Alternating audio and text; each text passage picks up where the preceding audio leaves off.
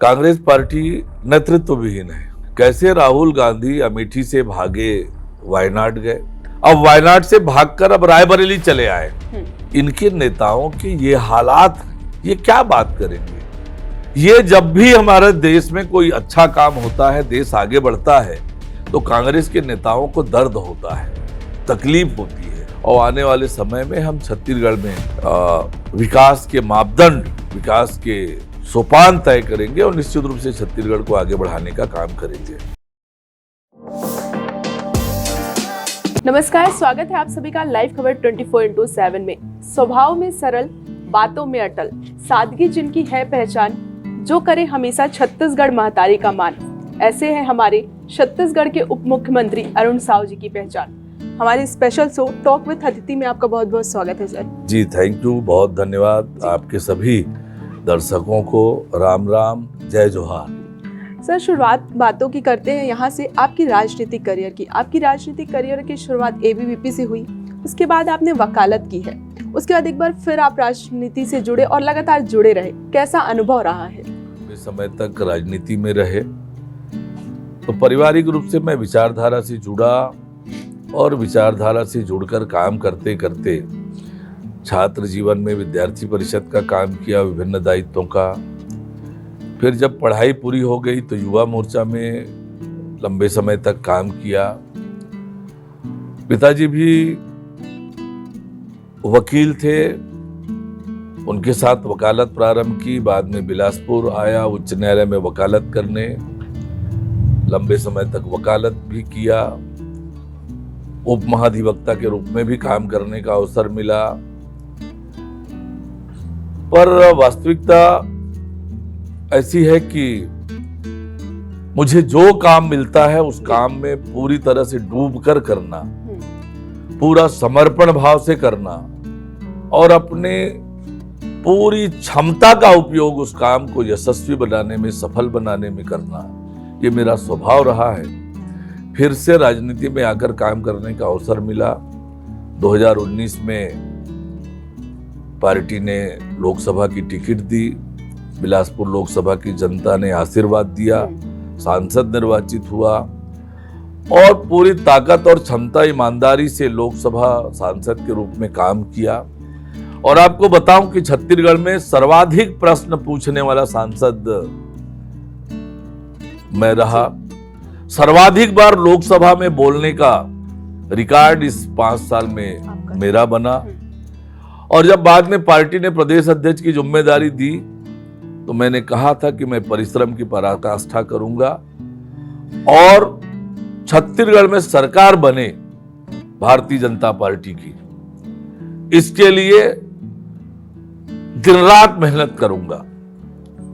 और सब कार्यकर्ताओं को साथ लेकर मेहनत की और जिस प्रकार का एक वातावरण पूरे प्रदेश में बना था कि भारतीय जनता पार्टी लड़ाई में नहीं है, चारों तरफ कांग्रेस और भूपेश बघेल का वातावरण है, और वातावरणों को दूर करते हुए वो जो हवा खड़ा किया गया था, भ्रम फैलाया गया था, उसको भ्रम को तोड़ा और लोग जिस प्रकार से लोगों का आशीर्वाद मिला, विधानसभा में ऐतिहासिक जीत हुई। पहली बार भारतीय जनता पार्टी को 46% से अधिक वोट मिले और पहली बार 54 सीटें जीती भारतीय जनता पार्टी ने। अब तक 41%, 42%, 43% वोट मिलते थे। 48, 49, 51 अधिकतम सीटें मिली। दोनों रिकॉर्ड को तोड़ा, रिकॉर्ड जीत भारतीय जनता पार्टी की विधानसभा में हुई। तो इस प्रकार से मेरे स्वभाव में रहा है पूरी समर्पण और निष्ठा से काम करना, पूरी क्षमता का उपयोग करना। वो करते करते आज जिस मुकाम पर हूँ, मैं एक सामान्य कार्यकर्ता हूँ, एक छोटा कार्यकर्ता हूँ और छोटे कार्यकर्ता के नाते पार्टी जो काम देती है उस पर पूरा समर्पण और निष्ठा भाव से काम करता हूँ। खेलने कूदने की उम्र कहें सर, या फिर बचपन से ही आपके अंदर समाज सेवा का भाव रहा है? हमने देखा है लगभग 12-13 साल की उम्र में आपने भारतीय युवा मंच का निर्माण भी किया था। कैसा वो दौर रहा? मतलब वो उम्र तो एक खेलने कूदने की होती है, उस समय मतलब आपके दिमाग में कैसे आया? मैंने जैसे कहा आपको, परिवार से ये संस्कार मिलता है, तो मन में अच्छा कुछ करने का भाव, कहीं पर लगता था कुछ करने की आवश्यकता है, तो उस उम्र में भी जो जरूरतमंद है उसके लिए कुछ मदद करना, गांव में भी लगता था कि ये काम होना चाहिए, ये काम करना चाहिए, उसके लिए प्रयत्न करना। तो परिवार के संस्कार के कारण आया कि सेवा भाव करना चाहिए, लोगों की मदद करना चाहिए, समाज में जहां पर काम करने की आवश्यकता है कि जिम्मेदार नागरिक के नाते वहां अपनी भूमिका होनी चाहिए। ये करते करते समाज सेवा का भाव जागृत हुआ और जब भी मौका लगा, मैंने राजनीति में भी आने का जो विषय है, समाज सेवा करते करते ही राजनीति में आया हूँ। आज भी मेरे स्वभाव में वही है कि मैं लोगों का भला कर सकूं, लोगों के लिए अच्छा काम कर सकूं, देश और प्रदेश के लिए अच्छा कर सकूं, यही भाव है और इसी भाव से मैं राजनीति में भी काम करता हूं। जी, इतने साल आपको राजनीति में आए हो गए, एक लंबी लड़ाई लड़ते लड़ते आज आप उप मुख्यमंत्री के ओहदे तक पहुंचे हैं, भाजपा प्रदेश अध्यक्ष भी रहे हैं, कैसा सफर रहा है? जैसे मैंने आपको बताया,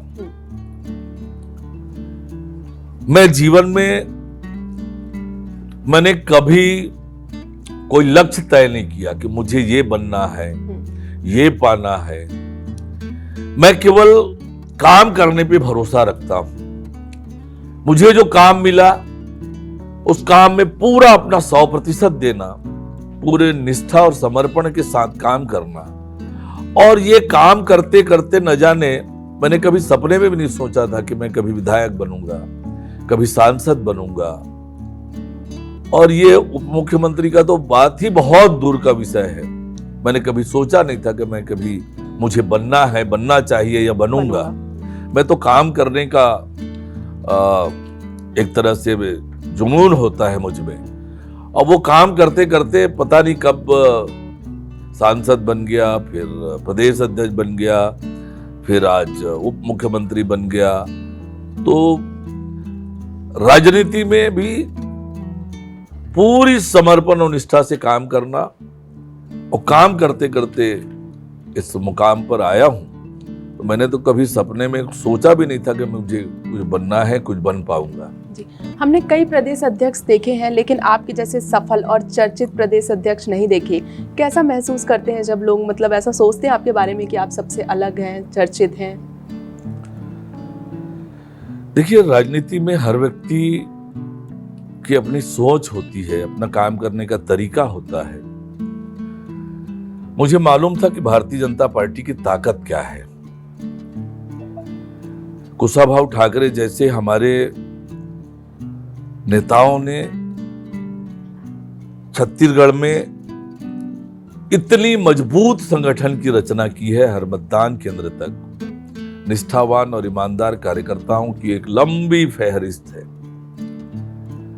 और मैंने उन कार्यकर्ताओं में ऊर्जा भरी, उन कार्यकर्ताओं को प्रेरित किया, उन कार्यकर्ताओं को उत्साहित किया। और इतनी बड़ी ताकत है पार्टी की, उस ताकत को इकट्ठा करके एक साथ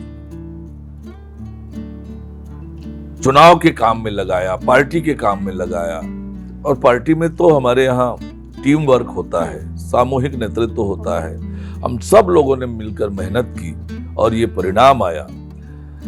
ये जरूर है कि आज हमारे देश के प्रधानमंत्री माननीय नरेंद्र मोदी जिस तरह से 16 घंटे 18 घंटे काम करते हैं, हम सब कार्यकर्ताओं के लिए वो प्रेरणा है कि जब हमारे मुखिया, हमारे नेता इतना मेहनत करते हैं तो हमें भी करना चाहिए।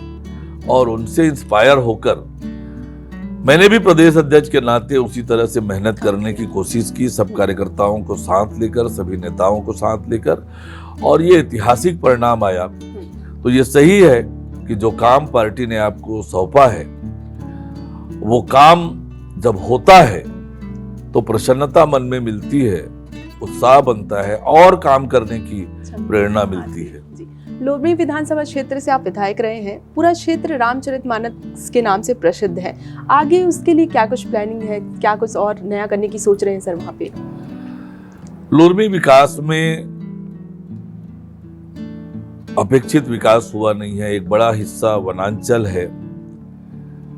वनांचल में भी विकास के लिए अनेक प्रकार के अवरोध हैं।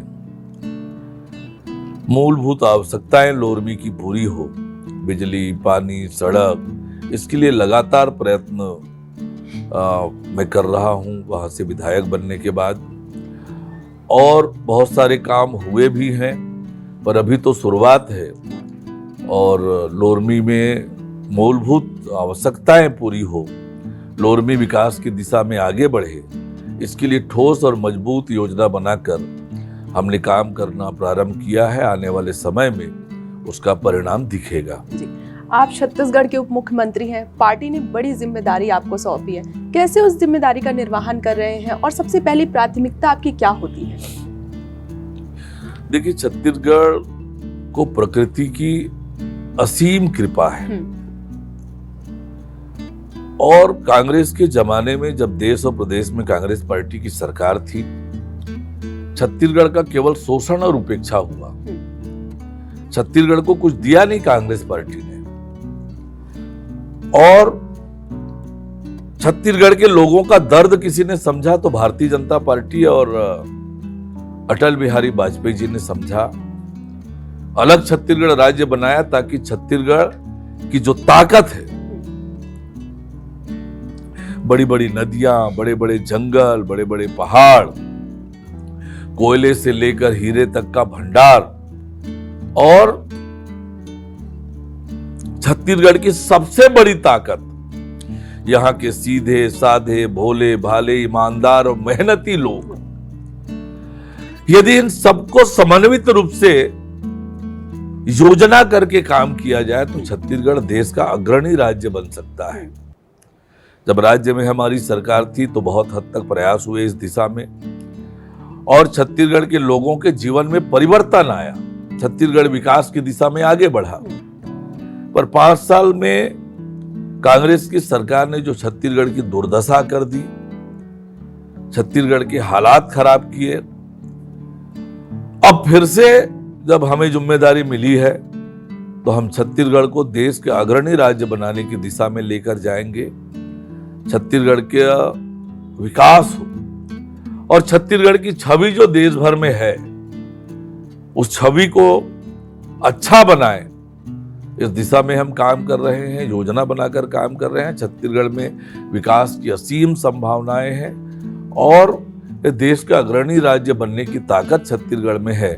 उस दिशा में हम प्रयत्न कर रहे हैं। जैसे कि आपने बताया कि प्रधानमंत्री जी 16 से 18 घंटा काम करते हैं, वैसे आप भी करते हैं, हमने भी देखा है। ऐसे में आप अपने लिए, अपने परिवार के लिए कैसे समय निकाल पाते हैं? हाँ, ये सही है कि अपने लिए समय निकालना अभी तक तो कठिन हो रहा है। बहुत विपरीत परिस्थिति में प्रदेश अध्यक्ष की जिम्मेदारी मिली थी, और उस दौरान लगातार 16 घंटे 18 घंटे काम करना, पूरे प्रदेश भर में जाना। और जब अब सरकार बन गई तो उप मुख्यमंत्री जैसी बड़ी जवाबदारी, और उप मुख्यमंत्री बनने के बाद फिर विधानसभा का सत्र होना, फिर लोकसभा के चुनाव की तुरंत घोषणा हो जाना, तो ये लगातार व्यस्तता का रहा है। पर कोशिश करता हूं कि परिवार के लिए भी थोड़ा सा समय निकालूं। ये सही है कि अपने लिए समय नहीं निकाल पाता हूं, पर आगे मुझे लगता है कि थोड़ा समय अपने लिए भी देना पड़ेगा कि लंबे समय तक काम कर सके। स्वास्थ्य की भी चिंता होती है, एक समय के बाद उस पर भी सोचने की आवश्यकता होती है। तो मुझे लगता है कि अब आने वाले समय में ठीक प्रकार से नियोजन करके परिवार, सार्वजनिक जीवन और निजी जीवन के लिए भी थोड़ा समय निकालकर सबके साथ न्याय हो सके, इसका प्रयत्न होगा। लेकिन सार्वजनिक जीवन में आपका निजी कुछ नहीं होता है, पूरा समय सब कुछ समाज के लिए होता है, और उस दिशा में मैं लगातार काम कर रहा हूँ। अच्छा, जैसे कि हमने देखा है आप बहुत सरल और सरज नेता हैं, और आप काफ़ी टाइम से राजनीति में जुड़े रहे हैं। लेकिन आज की जो राजनीति है, जिस तरह की अमर्यादित भाषाओं का प्रयोग किया जाता है, कैसे देखते हैं आप इसको? देखिए, पिछले कुछ सालों में कांग्रेस पार्टी और विपक्षी दल ने जैसे जैसे जनता में उनकी स्वीकार्यता घटती गई, तो राजनीति के स्तर को नीचे ले जाने का काम किया और अमर्यादित, अशोभनीय शब्दों का इस्तेमाल लगातार कांग्रेस पार्टी और विपक्षी दल ने किया। पर राजनीतिज्ञों का जो समाज और देश के लिए जो जिम्मेदारी है, हमें तो उदाहरण प्रस्तुत करना चाहिए, एग्जाम्पल सेट करना चाहिए कि शब्दों की क्या मर्यादा होनी चाहिए, भाषा में शालीनता होनी चाहिए, और ये आज करने की आवश्यकता है। पर विपक्षी दल और कांग्रेस पार्टी इस दिशा में अभी भी गंभीर नहीं है। उन्हें सोचना चाहिए कि आज वो हाशिए में क्यों चले गए हैं।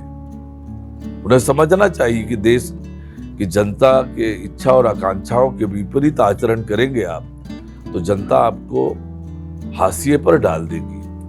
जी, हमने देखा है कि भाजपा की जहां भी सरकार रहती है वो निश्चित रूप से विकास की बात करती है, और आपके पास भी अभी पीडब्ल्यूडी, नगरीय निकाय जैसे बड़े बड़े विभाग हैं। प्रदेश को विकसित राज्य बनाने के लिए क्या कुछ बड़ी बड़ी योजनाएं आप लाने वाले? हाँ, देखिए, एक तो विकास का आधार बनता है अच्छी सड़कें, आवागमन की अच्छी सुविधा। पिछले 5 सालों में राज्य सरकार ने कोई काम नहीं किया। अब हम सुव्यवस्थित रूप से योजना लाएंगे। प्रदेश में सड़कों का जाल बिछाने का काम, प्रदेश में आवागमन की अच्छी सुविधा बने, इसके लिए काम करेंगे। लोगों को शुद्ध पेयजल मिले नल से, उसके लिए काम करेंगे। हमारा शहरों का सुव्यवस्थित विकास हो, सुविधापूर्ण हमारे शहर हो, शहरों का विकास हो, इस दिशा में हमारी सरकार काम करेगी, मेरे विभाग काम करेंगे। और आने वाले समय में हम छत्तीसगढ़ में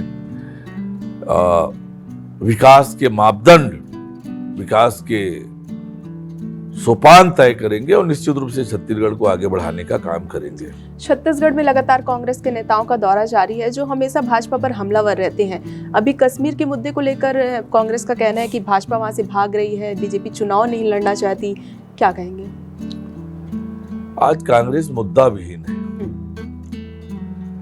कांग्रेस पार्टी नेतृत्व विहीन है। कैसे राहुल गांधी अमेठी से भागे वायनाड गए, अब वायनाड से भागकर अब रायबरेली चले आए। इनके नेताओं के ये हालात हैं, ये क्या बात करेंगे?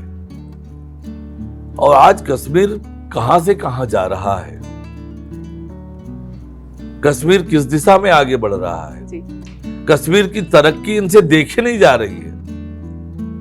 ये जब भी हमारे देश में कोई अच्छा काम होता है, देश आगे बढ़ता है, तो कांग्रेस के नेताओं को दर्द होता है, तकलीफ होती है, और वो समय समय पर उजागर होता है उनका दर्द। और इसलिए कांग्रेस पार्टी आज बिखर रही है, टूट रही है, हाशिए पे जा रही है, क्योंकि आपने देश की जनता और देश के साथ न्याय नहीं किया है, देश हित में काम नहीं किया है, देश के हितों के विपरीत आपका आचरण रहा है, इसलिए आप अब हाशिए पे चले गए जी। ज्यादा आपका समय नहीं लूंगी, लास्ट है, 7 तारीख को 7 चरण में चुनाव है, प्रदेश की जनता से क्या आप कहना चाहेंगे? तीसरे चरण में 7 लोकसभा सीटों पर मतदान है। मैं सभी मतदाता भाइयों और बहनों से आग्रह करूंगा कि लोकतंत्र का महापर्व है।